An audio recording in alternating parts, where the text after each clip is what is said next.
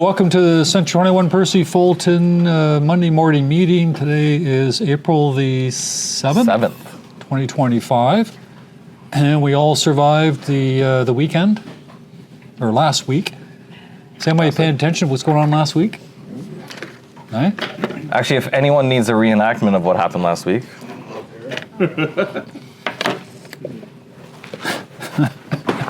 Welcome to Trump Day. My name is Donald J. Trump. Hello, Clare. Tariff on you. China, tariff on you.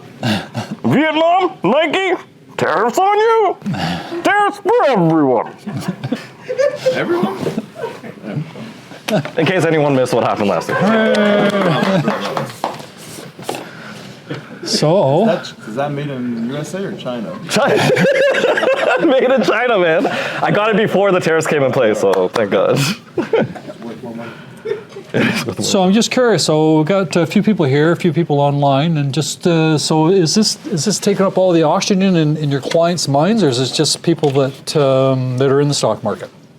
And the reason why I say that is I read that 90% of the population, let's say 80% of the population, do not have stocks. Only 20% do. So 20 or 10% could be concerned about this. The rest of the 80% or 90%, it's just another day at the office, right? So what are your clients saying? Just curious whether or not your clients are concerned, or is it just us? They're concerned. Whether they're in the market or not, they're seeing that the world is fluctuating, and they're concerned about. Thank you. It's fluctuating. I thought you were going to say something. They're concerned about what the next step would be and how that would affect the market. I was talking to an agent last week his clients are in the IT business, and they're thinking they want to wait because the IT business could be, they don't know, so they want to wait to see if there's something a little more concrete. That's one thing I'm hearing. You said saying the same thing. Clients are sort of waiting and wanting and waiting. Anybody else? A lot of people got conspiracy theories about what's going on. Mm-hmm. I did three deals last week. Okay. One has already pulled out because they're scared. So we had the financing condition, but They weren't scared of the market. They're just cold feet. they're cold feet. Yeah, they're cold feet rather than really. Okay. Actually, it was the smell in the neighborhood that made them back out. Just to be, okay, it was in the stockyards, okay? So, in case somebody gets thinking there, Yeah. It's at where, St. Clair and where? St. Clair and Weston. It's kind of odd because they knew that area in the first place. Why did they buy there, right? So, And they kept going back to that area too. In terms of affordability right now, that's probably the best place they're going to get for a townhouse close to downtown. They both work downtown. They want 3 bedrooms. They want 2 washrooms. Are you guys getting calls about anybody that want to cancel their listings because they're not getting activity? Have you guys had those conversations yet with clients? Right? I have people who are ramping up, but also scared. Okay. Interesting. And what are the sellers saying? The sellers are telling us they want to wait as well, or they want to do something quicker, or? I feel like I'm telling my sellers to wait after the election. That's what my narrative has been. So even one deal I did on Friday, my goal was to get a very long closing. And so right now we have it in the middle of July, and I'm hoping we can prep the house, and then by September, all this noise about all this tariffs and all this stuff is gone. Interest rates should be lower. People should be back into buying. That is kind of the narrative I'm trying to do. Right. So what are we advising our clients today? Are we telling them that they should buy first or sell first? In Sanak's case, he just talked about they sold first with a long closing, July closing. They bought right? first. Sorry, they bought first with a July closing. Okay, that's interesting. So what do you guys recommend? Buy first or sell first? Today's sell first. All right. Sorry, Sanak. What if she's a retired individual? No, today's sell first. Sell first? All right. Do you think we're in a buy? 6,000 home for sale. There's only 1 out of 5 selling. You have lots of choice. All right. So the months of inventory haven't actually got here. I thought it was about 5 to 1 or something, or 4.9 to 1. 5 to 1. So that puts it into a buyer's market, all right? And if it's a buyer's market, that means that they're in control. There's more buyers out there than there are sellers, but there's over 25,000 listings right now if we count everything. And according to TRREB, there's like 24,000. Did you get the actual number? Yeah, 24,000. We haven't seen those. We haven't seen those numbers since probably 1990s, right? Active listings? In terms of supply? Active listings, yeah. Supply. Yeah, it's quite a bit. But what about prices though? TRREB said the price is only down about 1.5% or so. Is that, do we, Since when? for March? Since when? I don't know, is that a function of not as many sales being put together, so numbers are... Personal opinion, I actually don't think Average prices price are went down too much. 2.5% Yeah, I don't think it went down too much. from last year. No. When you're talking to the buyer, prices went up 5%. Okay. Since January. So you understand what Shiv's saying there? So he's taking Prices went up this. 5%. The So, prices are not going to stop going up. You better buy now. You should have bought in January. all right. So what he's doing there is using stats that fit the picture too, right? So you're saying that the sales are up. Benefit. Yeah. So January price was X. Today Can it's you guys hear him? 4.5%. You saying can they hear us? Shiv? No. Okay, sorry. Speak, Shiv. So when you're dealing with the clients, you got to tell them the truth.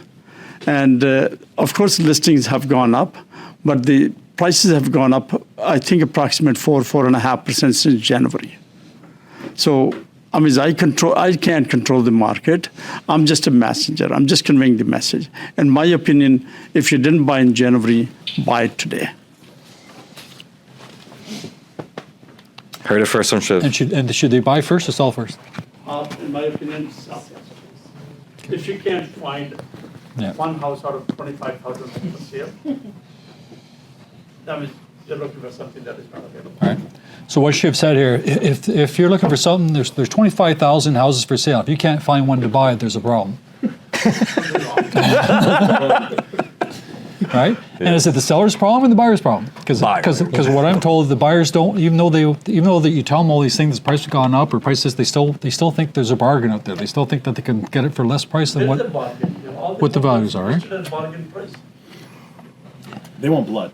Buyers want blood. Buyers want blood, yeah. Want Okay. blood. Especially if they see you might have sold in the last few years, they're on you.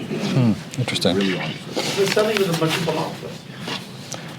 Okay, so let me go through all the stats here and just tell you what I have, and then we can. You still have to make out what you still have to think what you're doing with your client. Are they buyers or sellers? What the clients are doing. I want to go back to, before you do that though. Open houses. Did anybody do open houses? Anybody online or anybody here? Open houses at all? No, no.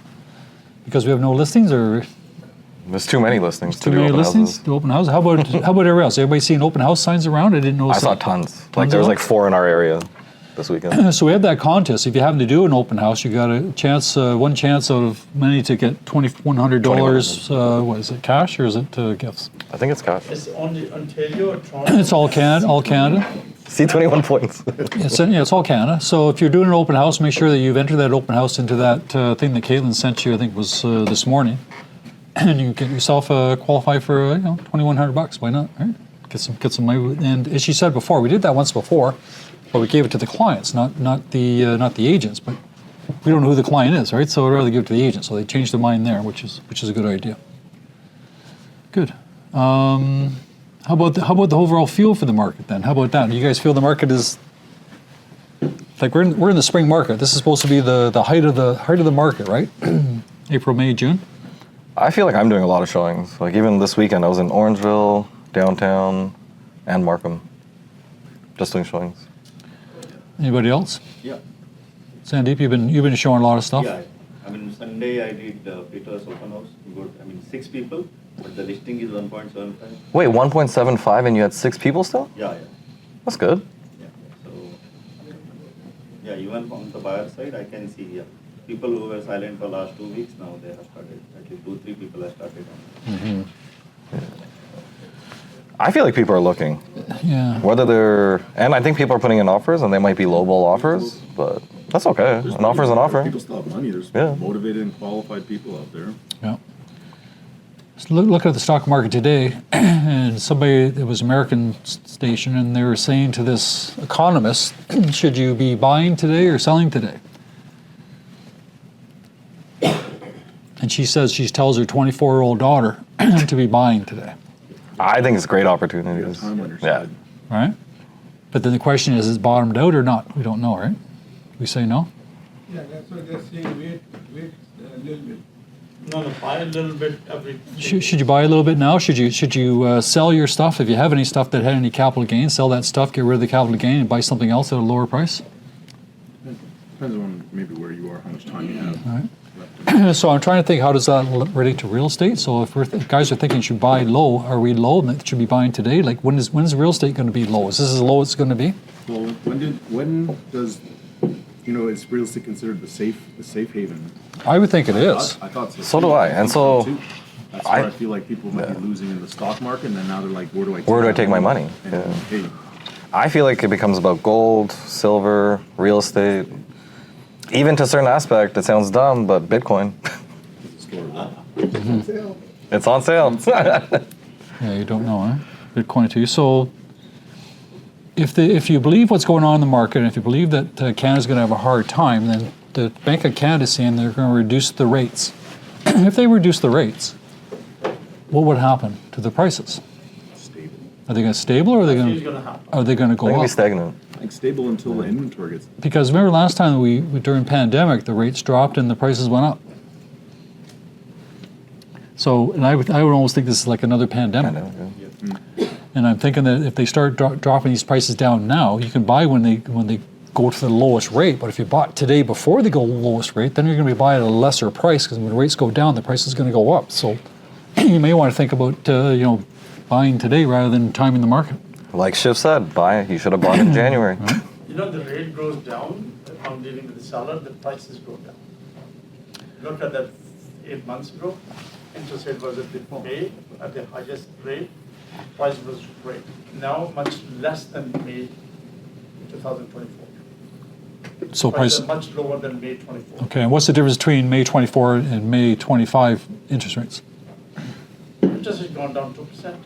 Has it gone down 2%? Okay, I haven't got the facts there. So No, it's, I'm saying May 24, that's when it started again down. Prime went down 2.25. yeah.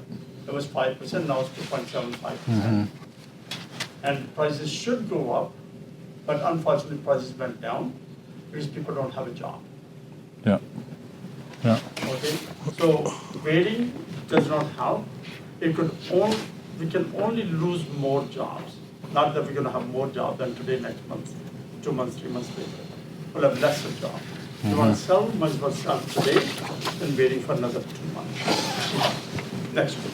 Waiting for next week, do it today. And it also goes down to, and I talk about this a lot, where it's not just a money thing, it's a housing thing. It's a place to live. It's a place to bring the kids up and stuff like that. So, I mean, sometimes you get all caught up in money, and it has to be the bigger picture. How about condos? Everybody selling condos right now, or not selling condos? Right? Now, condominiums, it's hard, I guess, same thing. Like they paid $1,000 a square foot, whatever it is, and now they're selling for $800 a square foot, but they still want 1,000, or they'll reduce to 900. Maybe that'll happen.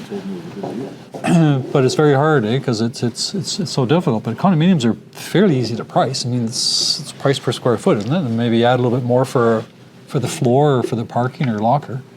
But basically, it's hard. It's very mechanical. Got a lot of supply coming our way.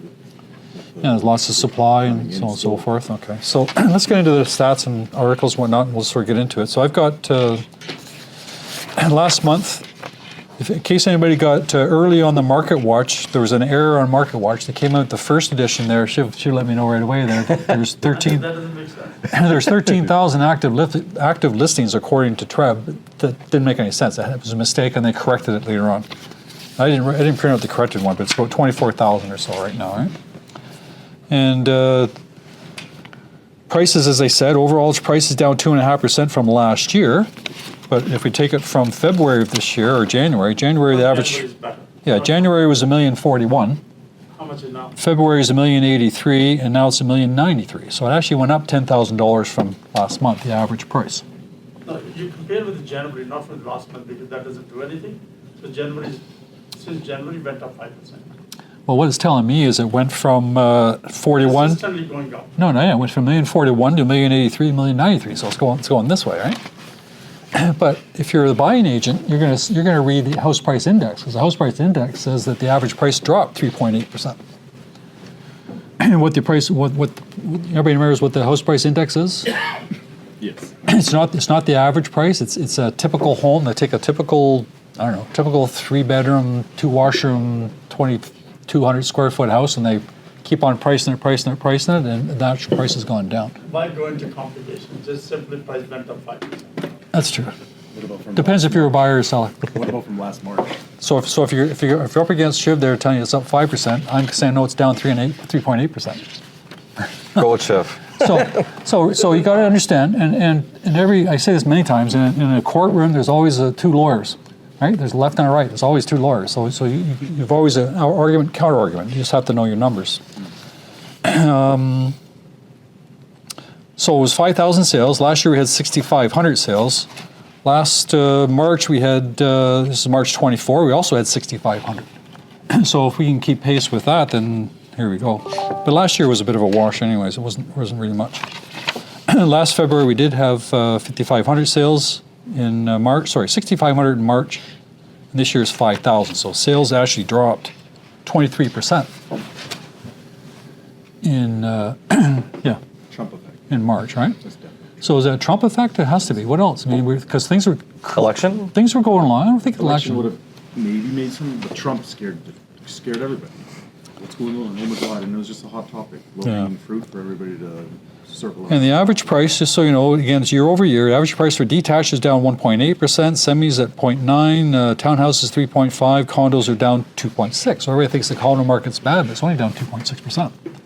So it's really not as bad as it could have been, or should have been. Anyways, and if I Listing we had last year, March, was much less. There's definitely less, yeah. Almost. all right, well, 1,000 listings. I would say it was like 14. For example, active listings are up 88%. March 28th Yeah, last it year. was 12,000 listings, I remember Yeah, that. you had 15,000 at end of March. Half and Right. half condo, roughly. Probably still half and half. Yeah, well, a little more freehold now. Like just under 8 freehold. Which is surprising though. Why is there a little bit more freehold? I thought there'd be more condos. Because the newspapers talk condos all the time. They're talking about everything. If I look at the April 6 numbers, just to give you an idea here, April 6 we've got 25,500 active listings. And that's not the same number, by the way. It's not the same number that TRREB uses. TRREB only compares on their market watch. They have 9 properties. They have the single family attached, detached, townhouses, apartments, co-ops, co-ownership, things like that. And when I do my numbers, I just want to click the thing. I take parking lots and lockers and everything, just to give me a quick little thing here. So I just want to know the snapshot, what's going on. So of the 25,500 active listings, there's 9,200 of them are vacant, 36%. There's 13,700 freehold listings, 4,000 of those are vacant, 29%. So that tells me that on the freehold side, they're either rental properties that have come to the market for sale, or people have already bought, or their investments trying to get rid of, right? So 36% is over roads, 29% is freeholds. On the condo side, 5,200 properties are vacant of the 11,600 that are available. That's 50%. So it's 45%. 45% of the properties in condominiums are vacant. I have a tenant of mine that gave his notice. I got to put it on the market on May 1st. I also got notice. You're the realtors. Do I list it or do I lease it? See what your numbers. Both, and see which one comes first. Numbers, if it makes sense to get out and do something else with your money. Because I was reading the papers, I didn't print it out. I was reading the papers, and guys are predicting that condominium fees are going to be going up and up and up because of this other business. That would be a tough one. All right. That would be a tough one. So that's a different one. Right? Sales for the first 6 days, April, they're 1,400 last year, 1,000 this year, so minus 31%. Condos are minus 40%. Freeholds are minus 25%. Sales over 1.5, like sales properties that went over asking are the properties that sold. 29% of all properties sold over asking. 36% of the freeholds sold for over asking. 16% of condos sold for over asking. So for a strategy, if you're going to price it low, you got to price it really low. But condominiums, it's not working. So, as I said before, condominiums, it's pretty easy. It's price per square foot, so it's not, I guess you have the south view and the floor and other things, but it's not going to be like $50,000 more or less than the property that's sold next door. Leases are 17,000. Actually, let's go back a little bit. March 6th, just so you know, we're so the 6 days of April versus 6 days of March, we're actually down 15%. So leases 17,000 active leases. 10,000 are condos, 6,900 are freeholds, and the leases themselves are only down 11%. Condos are down 8%, and freeholds are down 18%. So the leases for condos are down 8%, so that market's going strong. Who wants? But you are saying leases are going strong? Well, minus 8% versus minus 40. Right? Okay, I'm trying to find positive stuff here. You have positive stuff? Positive stuff? There's two shell pads. Here's a positive stuff here. Harold, the mortgage closer, lost his mortgage license. Yes. What's that? Harold the mortgage closer? Harold the mortgage closer. Harold, what is he? Harold the jeweler. Harold the whatever it is. So he lost his mortgage license because he's taken advantage of vulnerable people. Some retired old lady, he gave them, I don't know, I forget the actual numbers, but he gave a huge amount of number to a 75-year-old lady to fix up her house and then hired all these guys to take care of it. It was a total scam. She ended up losing the house, I think, and... $800K or something like that. Yeah, it was crazy. So crazy. They're looking for $210,000 worth of fines. Anyway, so he's gone. He's not going to face jail time for that? I don't know about that. I don't know if it's, banks are more likely to deny mortgages for workers threatened by Trump's tariffs. This is according to BMO. So BMO wants to know what kind of business you are. Are you a truck driver? Are you a, I don't know, IT guy? Or are you a manufacturer for automobiles, like you work on the line or something there? I mean, the bank's going to look at these guys saying, sure, you've been there for many years, but I'm not sure how stable your job is. So what they've done there, they've taken the TDS and they've reduced the TDS from 44% to 42%. So they're still giving mortgages to these individuals, but they're making the qualifications a little bit higher. I think they also added like a 750 credit score as well. And that's only BMO for now, I think. I didn't see 750 credit score, is that right? Okay, good. Yeah, somewhere there. It's in there somewhere. Anyways, good. So what was it before? You have any idea? Or? They're just saying they want to see a credit score of 750 if they're applying. And this poor investor here is being sued for $860,000 for failing to close. So we've got all these pre-construction guys out there that have bought these pre-constructions and they can't close. And one guy I don't feel sorry for, he bought 10 properties, he doesn't even qualify for one. So, Tie it up. And he's blaming the real estate agent because the real estate agent said to him, oh, buy this pre-construction, this is back in 2021, and I'll get you a buyer and you can make lots of money in 2025 when it's ready. Of course, that's not happening, and of course he doesn't qualify, and now he's being sued. The guy's being sued for $860,000. He bought one unit for $860,000, so he's suing them for the full price. I don't know how they're doing that, because I guess they can't sell it themselves, so they're going to make him pay for it. So he's selling, suing to Is that for realtor? These are local investors. He's suing to realtor? No, no, the banks are suing them. All right.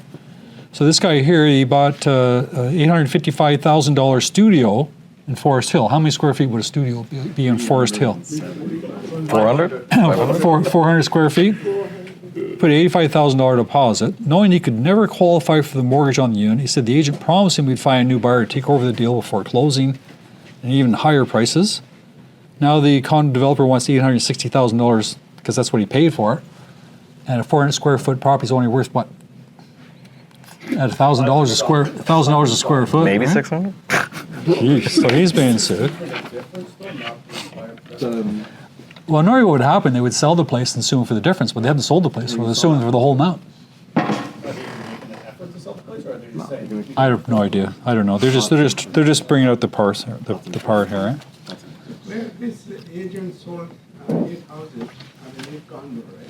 And he's not suing agent. He said he's going to sell it by 2020. Could be. I don't know. I mean, yeah. Get inside of BRE. I mean, if somebody says to you, nobody can predict the future. I mean, these guys are investors. You can't blame the agent for saying that I'll sell it for you. Sure, I'll sell it for you. I didn't say what price, but Yeah. I don't know. Yeah, who knows, right?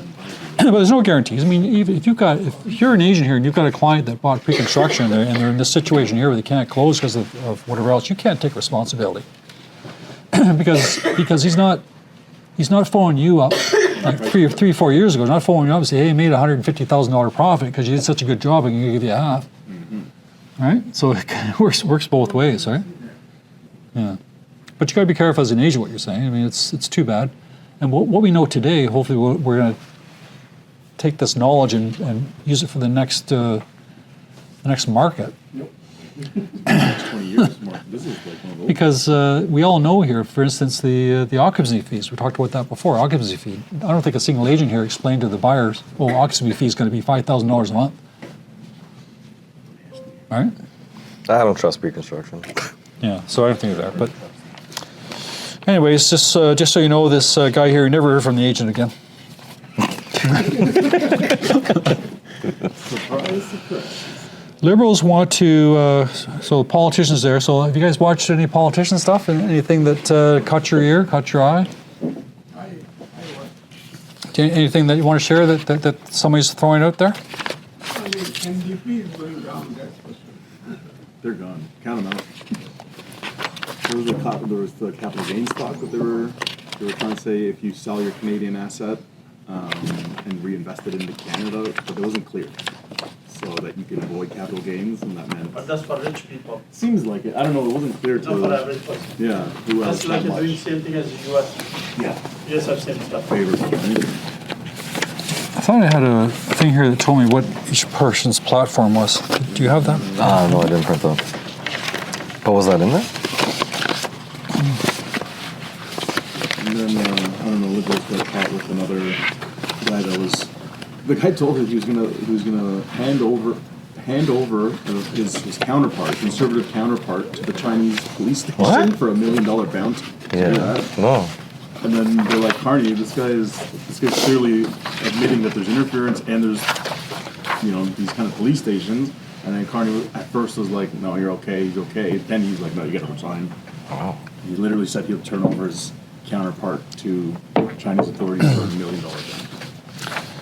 I don't know if that's a joke or not. So liberals are talking about GST exemptions on new homes for first-time buyers, homes up to $1 million. Can you buy a new home today for $1 million in Toronto? Yeah. Can? Townhouse, I guess, what, 700, 800? Even detached if you go to Barrie. Go to Barrie. Barrie? Okay, so not GTA, right? They want to make, they could lower the upfront cost for buyers, encourage construction. Experts warrant GST cuts may boost investor speculation. But you'd have to be a first-time buyer to be able to do that, so it could be done that. The Conservatives plan on eliminating a housing acceleration fund, because that's different. Infrastructure fund, $8 billion. Gets more complicated.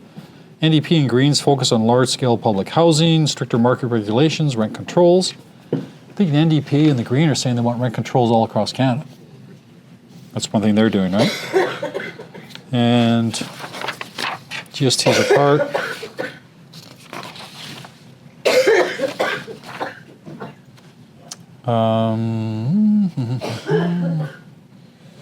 Yeah, it's all complicated stuff that I don't want to get involved in. All right, so they're also saying that cut the GST for first-time buyers. And they're also saying that for your capital gains, who's saying this? Is the Liberals or I think the Liberals are saying capital gains, what you just talked about.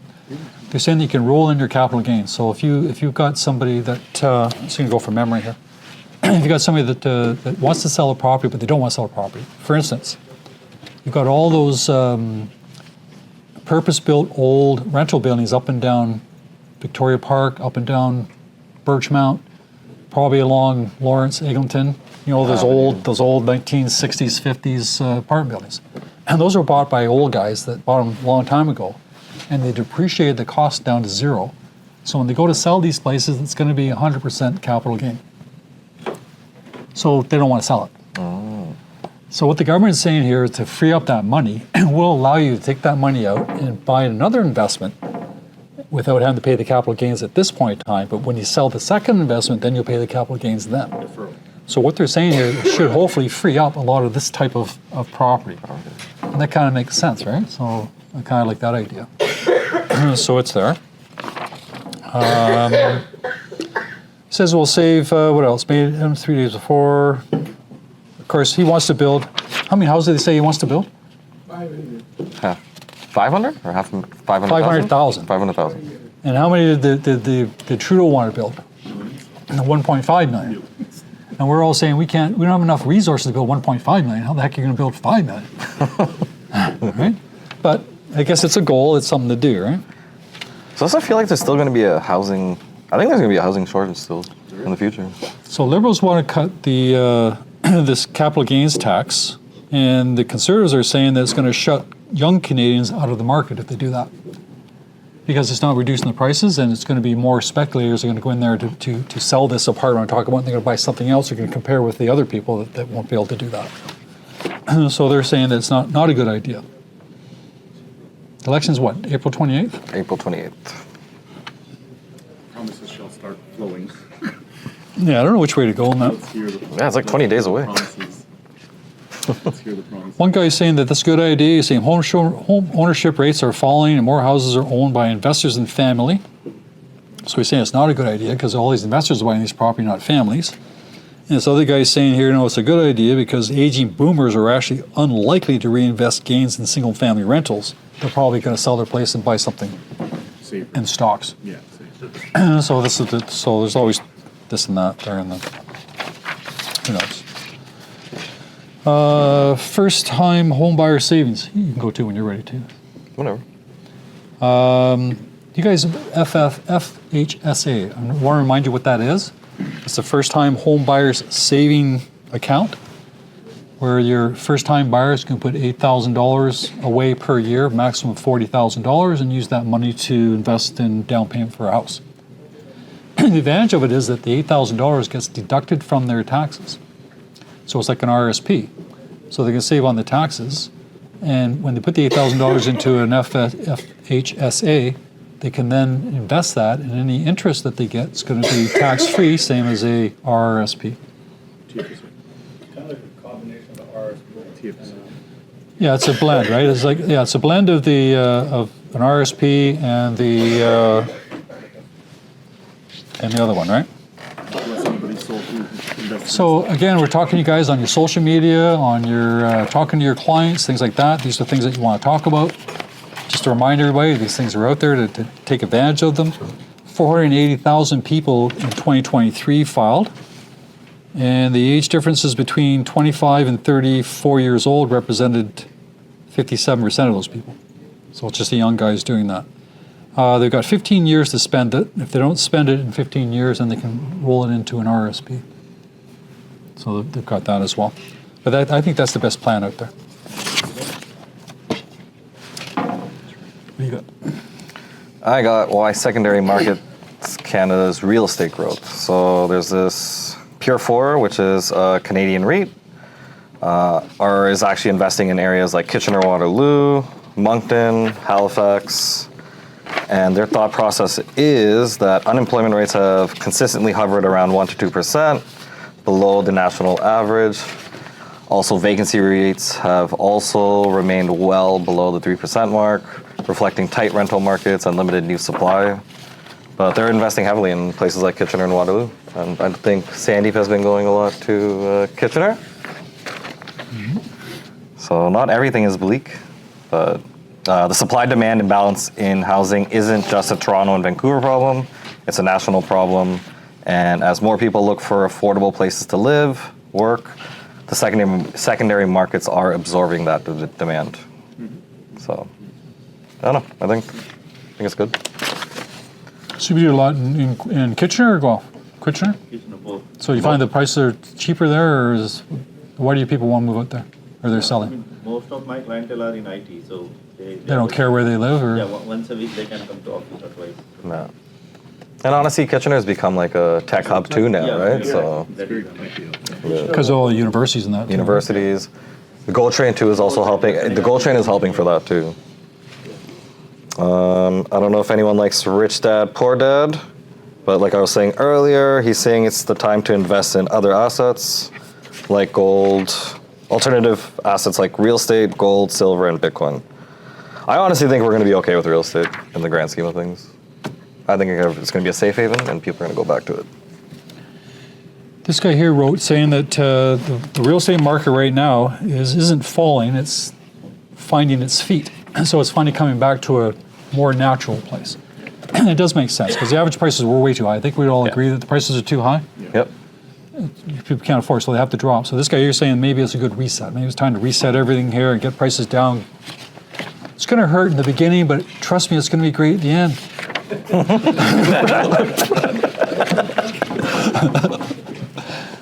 If anybody get that hint. I have one news to share. Any of our agent or relative friends going to US by car, the border people are checking. I'll repeat it. They're checking the phones? Phones, all social media. If you are commenting or writing anything I'll tell a story against too. Trump, they are not let us enter into the US, and they might put permanent. Okay, so all right, so now is that a wives? Okay, what he's suggesting here is that if you go to the American border, they're going to open your phone up and see your message and look for anti-Trump messages, right? Yes, that's what I they're think doing. that's got to be a wives' tale. That can't be true. No, that is experienced people. I'd have to go there myself to believe it. I was there in the March break, man. They were exactly. Yeah, as I say, you guys, yeah. So be careful with ChatGPT. Be careful what's out there because some stuff sounds good, but it's ridiculous. Like how can they possibly do that? One guy out of 100 might be like. Maybe the guy that looks like a criminal and he just came in from some foreign country there. I'm telling my wife's clients, Yeah. they went to US and they had that experience. So it is like Yeah. the person who faced the problem. Carly was coming back from. But their passports were Russian, weren't they? No. The Canadian citizens. No, you gotta put that F Trudeau bumper sticker on, and it'll be like right on. Carly was coming back from Vegas yesterday, and in America, they actually checked her bag. So she opened up her bag, and in was like a TSA, hey, we've checked your bag, before she came back to Canada. Oh. Been years ago too. Yeah, but I haven't seen that in a long time. Like, I get frisked all the time, so. 10 years ago, what happened? They found it in my luggage. I don't know, I feel like they're gonna do more checks. I think they're gonna do more checks right now. Because we're all bringing fentanyl over, you know? Yeah, standard. Omit that from this. So this fellow here is going on to say that the market is affected by the Trump's tariffs, is affected by the Canadian election by April 28th. Affected by everything. Yeah, No, it is not. It's a little bit of time for pause and reflect, maybe exactly what market needed. February hinted at the shift with declining sales, easing prices, and growing hesitation among buyers. March has only made the reality more pronounced. This, in fact, is the slowest spring market we've seen since the 1990s. I was here in the 1990s. Some of you guys weren't even born. I was born. Okay. 1990s guys who were around there, the listings also were 24,000. And back then we went from, I think, 24,000 agents at that time down to about 17 or 16,000 agents. We lost quite a few agents. Right? And the prices then dropped 24, 25%. Wait, you're saying active listings were the same around that? 89 to 90. That's crazy Yeah. though, but that's what how many new Much stuff more. we built now. Yeah, too. so- So back then it was 1,000. Right. That's So crazy. we survived this market, and it's similar, right? Of course, we have no choice. But that's what set up. Prices Literally the went next up 20, 30 40% years. there, It's like look where it went down. started. It started with Yeah. a little bit of a hiccup. So and what this article here is saying shows that it's time for a reset. That it's time for prices to come down. They're saying it's a good time for everything to get reset and bring back things into normal. people can Yep. afford it and That's what the guy's suggesting here. That's when you have lots of power of sales, Yeah. and that's what we had in 91, 92. Have we seen any? I haven't seen that many power sales yet. No. I've seen more, but it's not like a significant amount. I still say Canadians. 5%. Yeah, I still say Canadians love their real estate, and that for them to go power sale, it's got to be a desperate situation.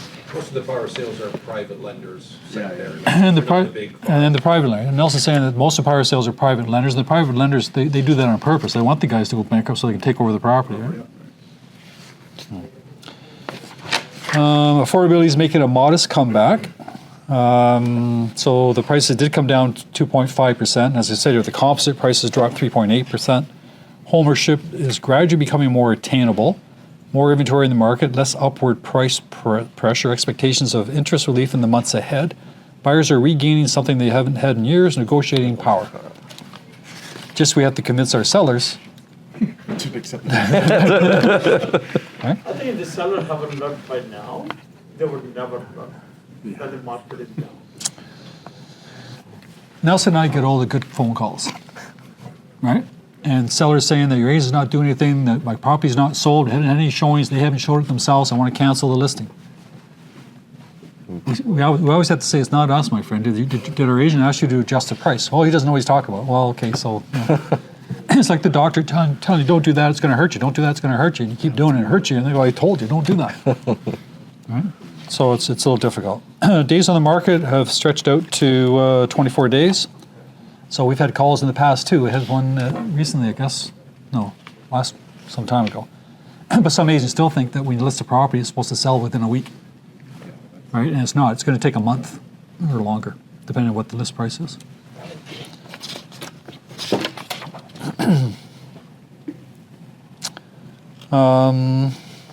Average prices, types of homes. They all dropped about 24%, they're saying. But all types, right across the board. Toronto show you spring market still seeing demand for these types of homes. That's what I was saying. The types of homes will still be, I guess, your detached, your semis. 4 bedrooms.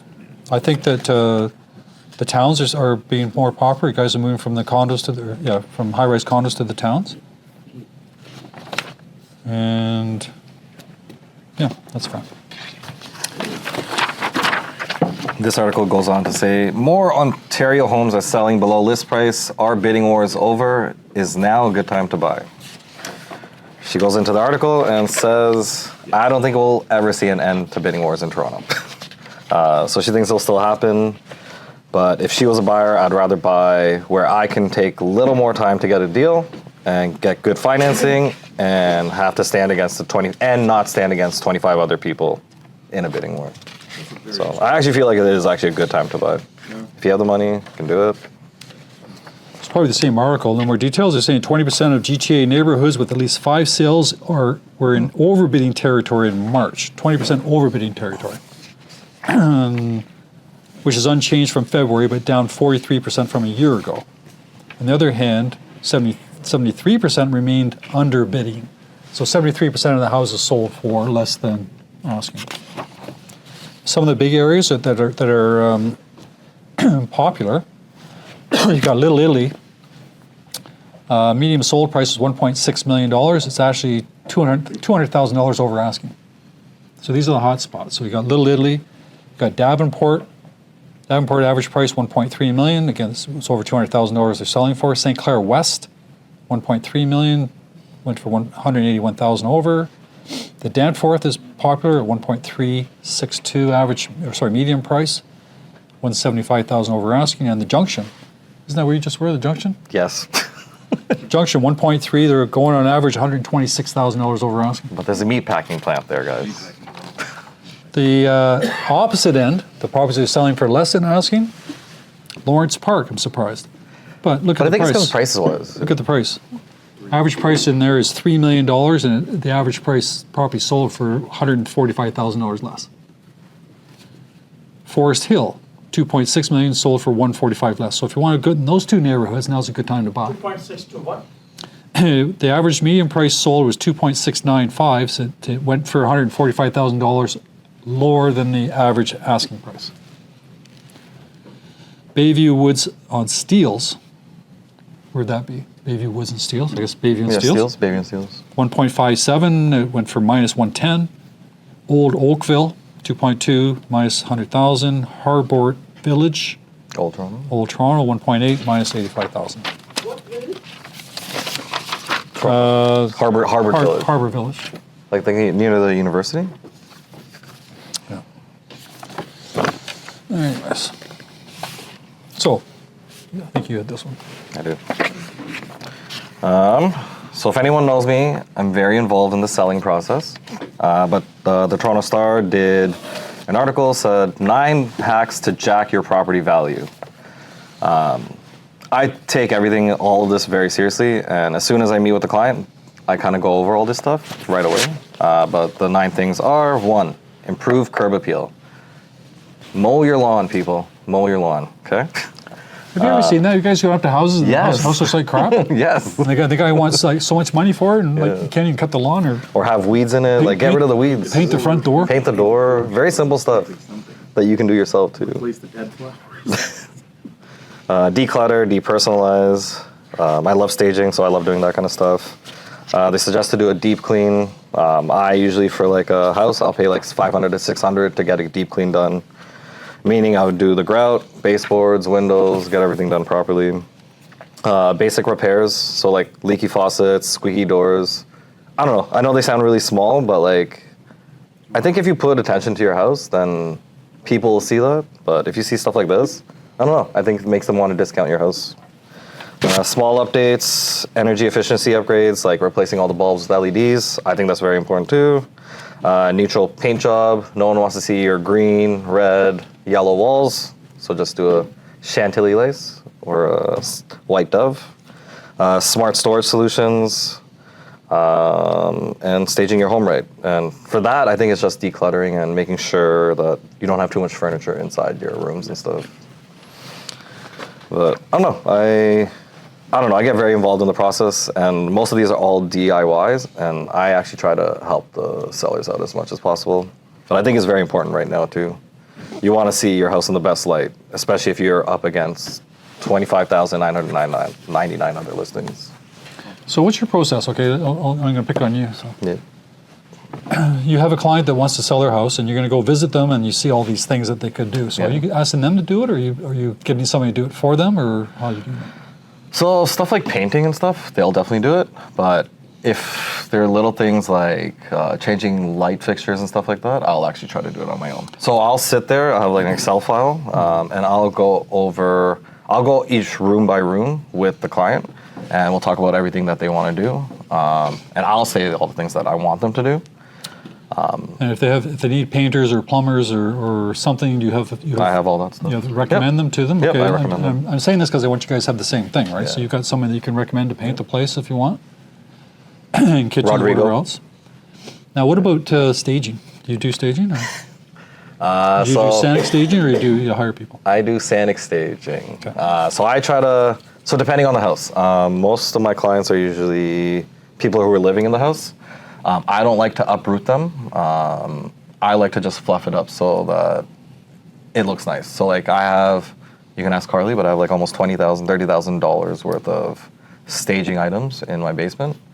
And I'll use that stuff as much as I can. Mm-hmm. If it's a vacant house, then I will definitely get Rahi or another staging company to do it. Mm-hmm. But usually I'll get the seller to pay for that at that point. So the seller's going to pay for the staging? Yeah, unless I get full commission. Okay, so now you walk in, you say to the guy. You reimburse after so. Huh? You reimburse the money after so. Actually, so if I'm paying for it, I'm paying for it up front. But my clients mostly, like I don't really work with random people. It's all like family and friends for me, in my opinion. So I trust them.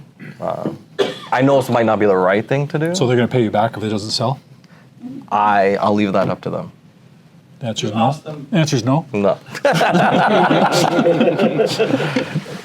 Hey man, nice guys finished last. I don't know. Ring the doorbell every day after that. Huh? You do pre-qualification. What do you mean, like mortgage? No, like if they're motivated, they'll do it, right? Yeah. The question is, are they pre-qualified? In other words, do they do a mortgage verification? Make sure they've got equity in the house? Honestly, my guys are all like family and friends. That's why like I'm okay with my situation. All right, So listing presentation to them. okay, so let's I have, yeah. so let's say it's not a family friend. Let's say it's a stranger. Stranger. Anybody can answer this question. I'm asking him, right?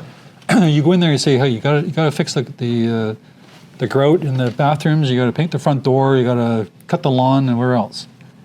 I'll be back in a week, and we'll list the property. Or do you list the property then exclusively, and then take a MLS? Like, how do you protect yourself? And you don't have to answer what you do. What would you What would you tell somebody to do? Get the exclusive, get the work done, and then put it up. But I'm too trusting.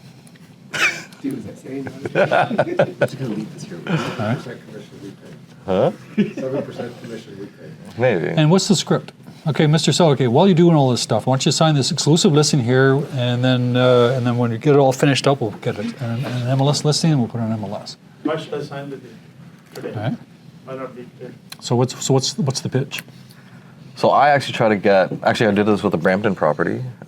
He's working on actually not gutting, but it's a 3-bedroom, 4,600 square feet above grade. It's a 3-bedroom, 5-washroom. I wanted them to convert it back to a 5-bedroom. So he's working on that right now. So we started that 3 weeks ago. It should be done 1 week before it should be done the first week of May. So what I've done is we've signed an exclusive, and we did it at a high price, and it actually gives me the opportunity to actually market it to other people right now. What's the address? It's not exclusive. 35 Donwoods. It's coming up. I'm okay with that. So we had an agent that did have an exclusive listing on our property, and someone else listed the property. So during the exclusive? Yeah, during the exclusive. And then we phoned the broker up, and he had a good comment. We couldn't answer. Well, we did answer it, but he said, "Well, how are we supposed to know that it was listed exclusive?" Well, you're not. I mean, the seller could have told you. Maybe the seller did, but because of the new rules, we're not allowed to put a sign in the property. Right. So it's not like the other agent walked by a sign. We're not allowed to advertise it on Facebook or anything because we can't advertise. We can't do anything. All we can do is tell our friends in our local group that it's for sale. But this agent would not know. So normally, if somebody interferes with a listing, it would have been like an ethics thing and go to ethics and recall, blah blah blah. But no, he wouldn't know anyways. All right. So they did. Hopefully, they did cancel it. They said they're going to cancel it. But anyway, But if RICO guide is being explained in advance, that should have been the second time that they saw it. The homeowner should have said, "Oh, I signed one of these already." So here's what I hear from my clients. I'm not saying it's true, but the clients will say that, I don't know, they got a bunch of stuff and they pushed and pushed and pushed and pushed. I don't know what the hell he signed. But isn't that part of it? Isn't it supposed to be explained? Oh yeah, right there. You have to do it before you sign the contract. Yeah, and explained, not just here, sign this. Correct. And if you look at the words itself, it says, I acknowledge. We got a whole day. I know, right? It says on that agreement, it says, I acknowledge that my agent explained this to me. Yes. And they signed it. So if you didn't explain to them, they signed it, whose fault is that? I mean, that's the only argument I can have. All I can say for something like that is, look, you're telling me that it was explained to you. I have your signature. All right. Well, no. We need a RICO guide in the exclusive listing. Sorry. We need RICO guide for exclusive listing. Yes. Any type of service, anytime you're going to collect money from somebody, or somebody's going to pay you, you have to have that information guide done. We went to an old, So the question I asked you, why should somebody sign with you as an exclusive listing so you can tie them up?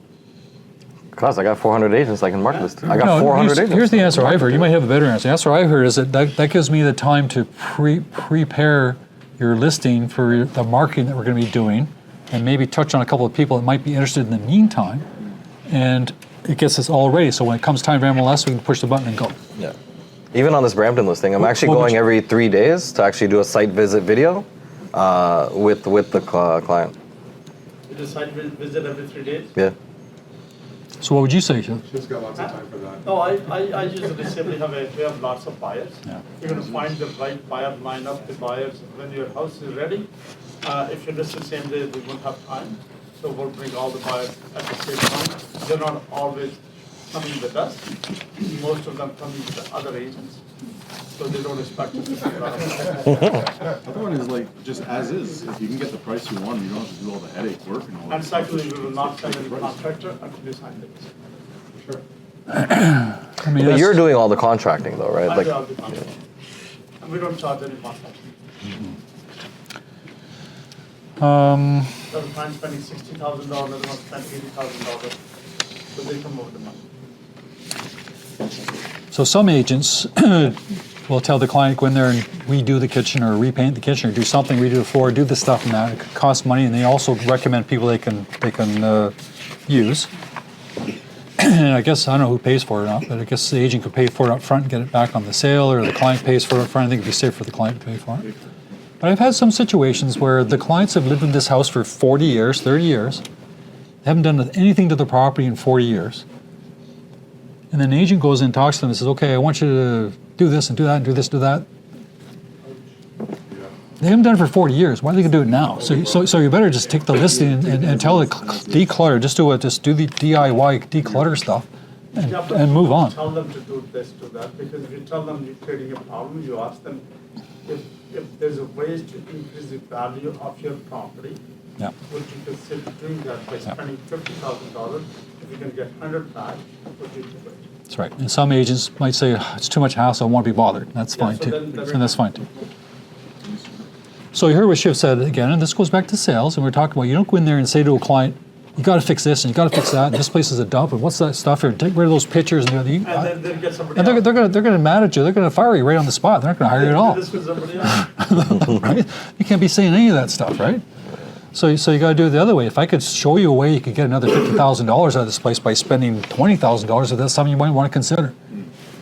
Instead of just going right into And some people say, I don't need the house. What's what I'm saying. The guy's had it for 40 years. He's not going to do anything I'm anyways. listing a house in Coxwell, and they said, let's do it. I got the quote. There's a ship. We decided to sell it. And how many situations it comes up, I wouldn't say it's all the time, but once in a while somebody comes in there and fix the house up and they say, why am I selling this house? And they decide not to sell the house because the house is what they wanted in the first place. Yeah, sometimes the house is a dog house. I listed.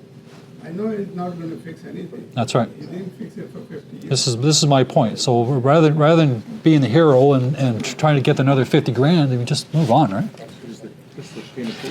You all would have got an email recently about police checks next time your renewal comes up. I've had a couple of calls from that. It doesn't mean you're doing anything now. Just when you go to renew, if you haven't given them a police check already, in other words, if you were licensed before 2010? I think it was, you didn't have to have a police check.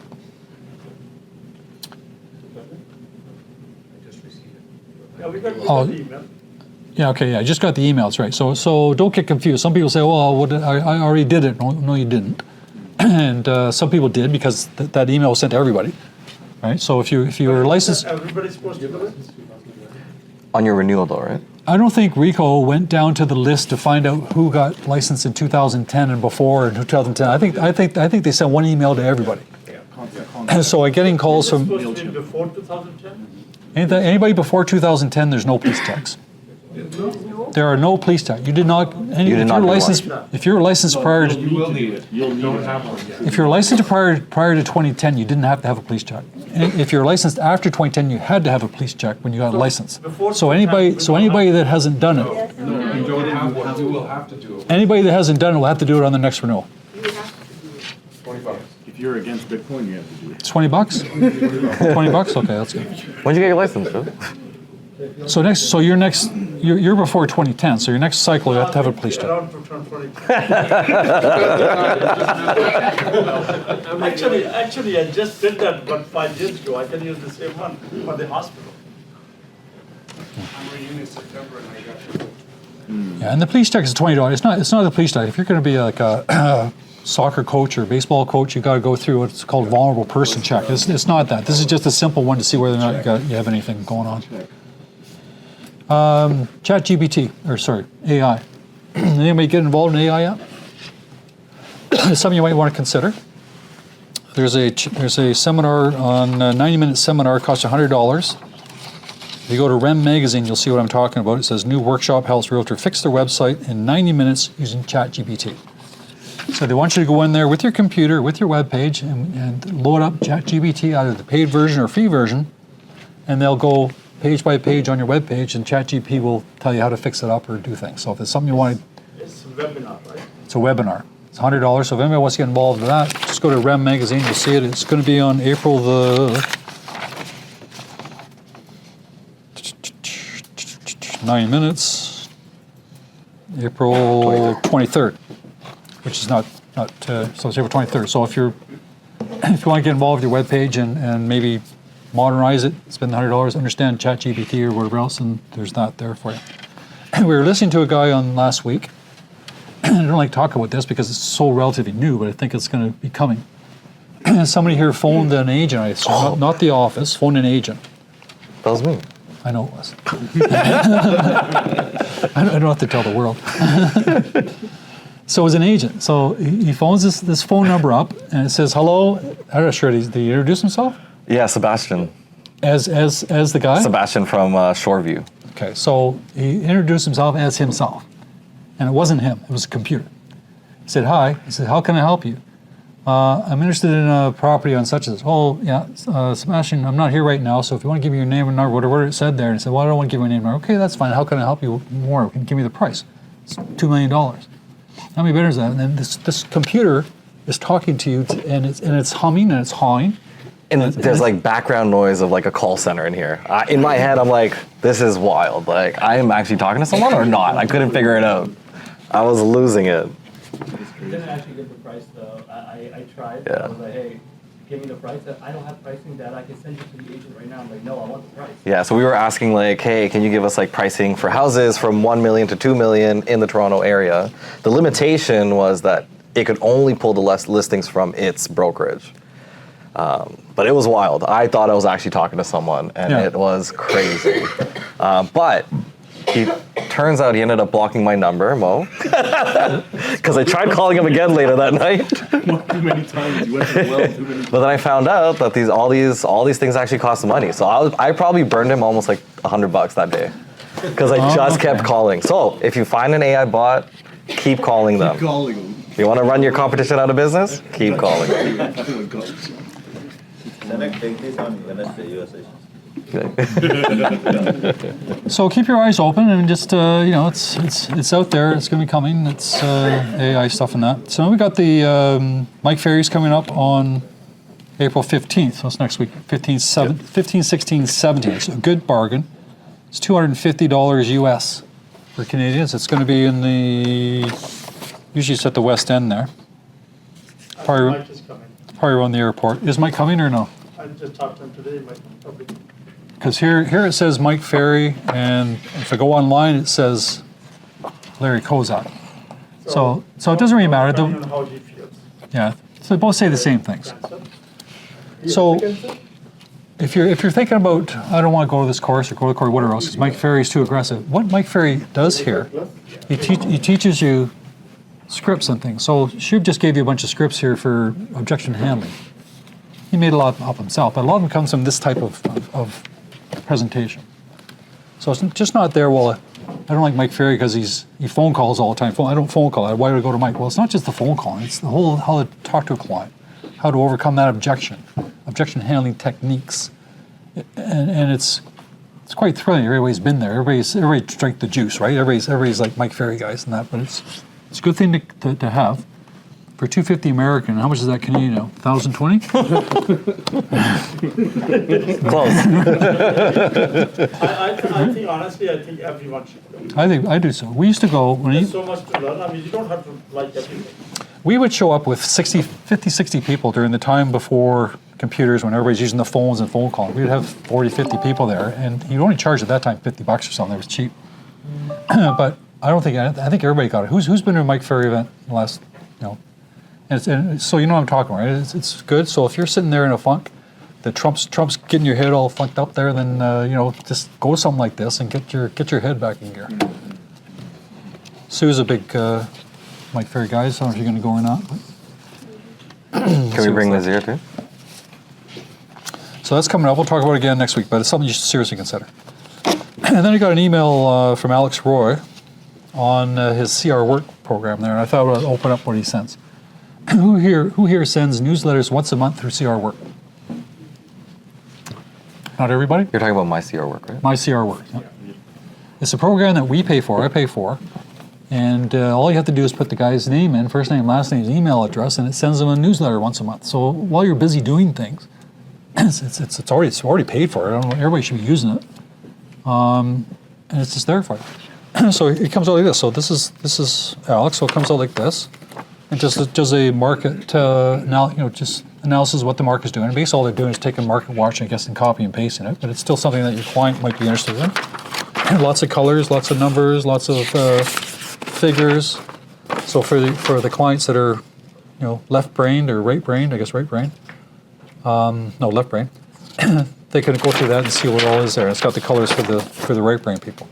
There's that, and then it also talks about describing the vacant home tax. The vacant home tax, by the way, should be something else you put on your social media, because that is due, is it not the end of this month? Anybody know for sure? April 30th? April 30th, the vacant home sales tax has to be sent. A lot of clients still don't know what that is, and a lot of clients will tell you, I did it last year. That's right, now you have to do it this year, right? And if you don't do it, last year was 1% of the assessed value. This year it's 3% of the assessed value. So if you've got an assessed value of $1 million, you're going to have a $30,000 bill unless you fill this thing out. So something to talk to your clients about, right? So, hey, just thought I'd give you a call, give you a heads up. Did you get a yellow envelope in your mail? No, I did. It was with the vacant tax. Did you fill it out? No, I didn't. I think you should. This is why. Or put that in social media. Do you know a friend or associate is looking to buy or sell a house? So it's just he's asking for referrals. He's asking for referrals on that. So I thought that was a good little thing, right? It's an easy thing to do. If you're not doing it, Jenny can do it for you. Jenny, how many people, if you had 100 people, how many people are using the CR Works? 60%? Okay, so this goes to the 40% that aren't. Right? It's a simple thing to do, and it doesn't cost you anything. So. Very good feedback. Get good feedback? Because it's all factual stuff. It's not rah. It's not look at me. It's all facts, right? But your clients are all IT guys, right? So that's why.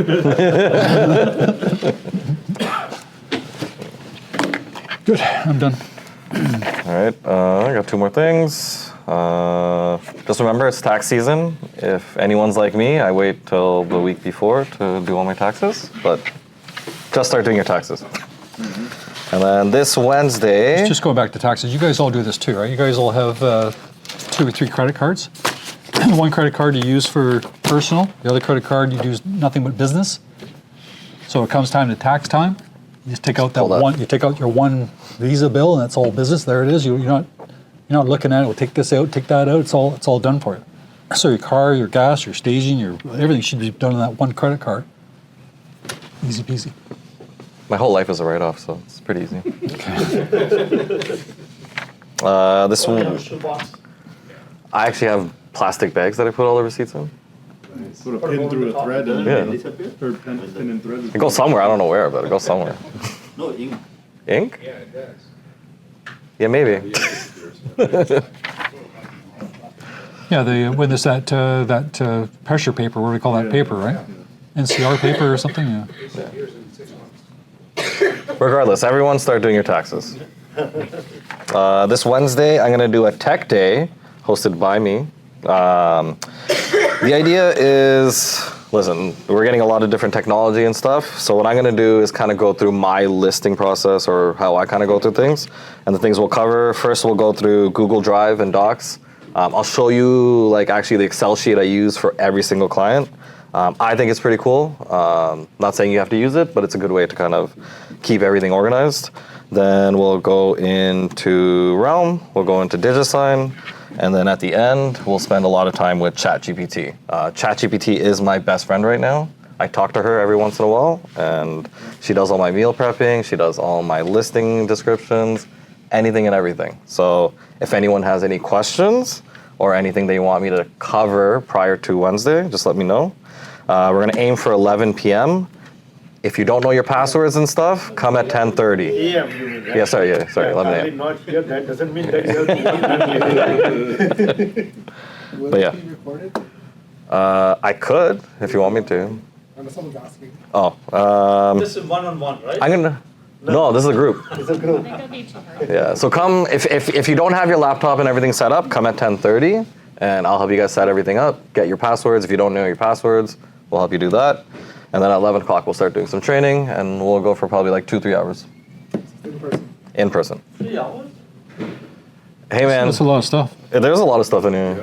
Yeah. I'm gonna say each of those topics is probably gonna be 45 minutes, and then someone's gonna ask a question, Yeah. Yeah. be another 15 minutes. They need to bring a laptop. You need to bring a laptop. Yeah. If This you, is not provided. it's not gonna be useful if you don't bring a laptop. If you don't bring a laptop, do not So come. doesn't the office have 20-25 laptops or iPads or something?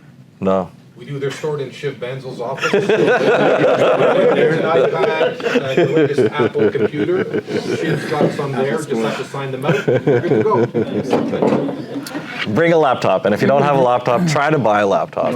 For your job, it's very important. Very important. It can be done on your phone too. This stuff? Bring your laptop. No. Bring your laptop. Please bring your laptop. No. Even DigiSign, I can't deal with it on my Door phone. for you. If they don't have a laptop, they'll get in the club. Yeah. But it'll be fun. Again, bring any questions you want. It'll be very open. It'll be a lot of fun. iPad okay too? You can try with the iPad. I can't help you if for me, it's easier on the laptop, if I'm being honest. Even with DigiSign and stuff, it's just easier. But if that's all you have, you can bring it. And we'll try to work with it. If that's all you have, you can bring it. I have no idea how to enter anything. Okay, send Kathy when you get a chance, okay? Perfect. That's it. Anybody have any properties that we're talking about? Like a Shiv? 3-bedroom condo Perfect. at, let's see, Bailey and Liverpool. Is that you? Is that Celebration? Celebration? Celebration for 750,000 square feet, overlooking to the lake, parking. Is it south? So south facing? South, yes. Excellent price, still not getting it. How are the prices doing in that building now? They paid, what? She paid $780. Oh, that's not. That was Yeah. 5 years ago. So they paid about $600-700 Celebration? $6 or $7 a square Now it's foot. like 1,000 square feet, can you imagine $700 per square feet for the parking? Locker? Are those assignments still or no? Huh? Registered? Registered. Still not moving. How long have you had it up for? 2 weeks. Oh, that's not long. No, it doesn't matter if it's going to sell, it should sell to the, But are you getting showings? So it's happening? some strong. Some. And I also have 5 bedrooms, 3-4 bathroom upstairs, totally renovated for 1.1 in Clarington. 1.1, 5-bedroom, 4 washroom, Bathroom upstairs, 9-foot ceiling, and completely renovated? totally renovated. We renovated, we got the house, Yeah. Clarington, 1.1. right on 401, 5 minutes from 401. Border of Oscar and Clarington. Still not moving. Mr. Sandeep? Okay, I did open house for Peter's property. Where is it? Churchfield Meadows, Mississauga. Mississauga? Yeah, 5 bedroom, 6 washroom, 5 Yeah. plus 1. Awesome property. I mean, I will say when we see so many properties, somebody staying there, and he's neat and clean, 9 feet. Oh, he's still living there too. Yeah, they're staying, but you won't feel that somebody's staying there. Such a neat and clean property, and I mean, all 5. Every bedroom has a attached washroom, one suite. Very well maintained. I mean, couple of people were there on open house because they stay in the same area. They say, I mean, the community is good, and I mean, the Christmas decoration, the lane is really beautiful in summer as well as in winter. They know the property, and everybody said he priced it really well. I wouldn't expect anything less from Mr. West. It's not my house. I'll say, as a listing agent, you need to be lucky to get such a wonderful listing. Are you hearing this? Very good. How much? 1.75. I also listed a 4,000 square feet brand new home by the lake in Ajax, Good. custom built Is that near Shoal Point or where is it? on Seabridge, Seabridge. and for 1.225, 2.250. 2.250. Yeah. That's brand new home, 4,000 square feet plus finished basement walkout. Basement apartment or no? Could be apartment, we didn't put a kitchen, that's all, everything's here. Processing next week. We got a detached 3-bedroom estate sale in Scarborough, going up at $599. $599 for a Scarborough detached. Lady passed in the house. Lady passed in the house. Natural causes. So how do you like? What was your? Like obviously you're going to disclose it, but do you feel like there's like a? Do you think stigmatized properties like that should get less? I guess that the trustee's expectation is that it will be less. Yeah. That's good. So you have it listed for how much? Gonna ask $599. So it's semi, what is it? No, it's a Detached. detached. It's on 12 Brook Ridge. So off the Birkdale Ravine, backs onto Midland. That's low. Yeah, backs We should sell on. for 800. 800? Backs onto Midland Avenue. Needs work. Is the lot is a big lot then? It's a freaking huge lot. We should sell for 800. Yeah, 800? yeah. What's that? Midland and backs onto Midland. You know where the Calabria Bakery is? It's just a little bit south of that. Going to take offers next week. Like, is it already on the MLS? In a couple hours. Are you gonna do? Actually, it's a great value. The house is like in pretty good shape. Are you doing open house for that one? I don't know. Yeah, I'm not sure yet about this weekend's open house. We'll see. Is anyone living in there? It's vacant. She's gone. Oh. And It's a state sale. Estate sale. Needs a kitchen for sure. Bathroom, yes. Everything. One bedroom is completely gutted to the roof. And why is only one gutted? because that's where she passed. Oh. The other 2 bedrooms are. Don't ask too many details. Okay. I don't know. Don't ask too many. Don't ask too many details. That's why it's 5 million. Yeah, because it's a back split. Great deal. Go for it. All right. Talk to my wife. Okay, folks.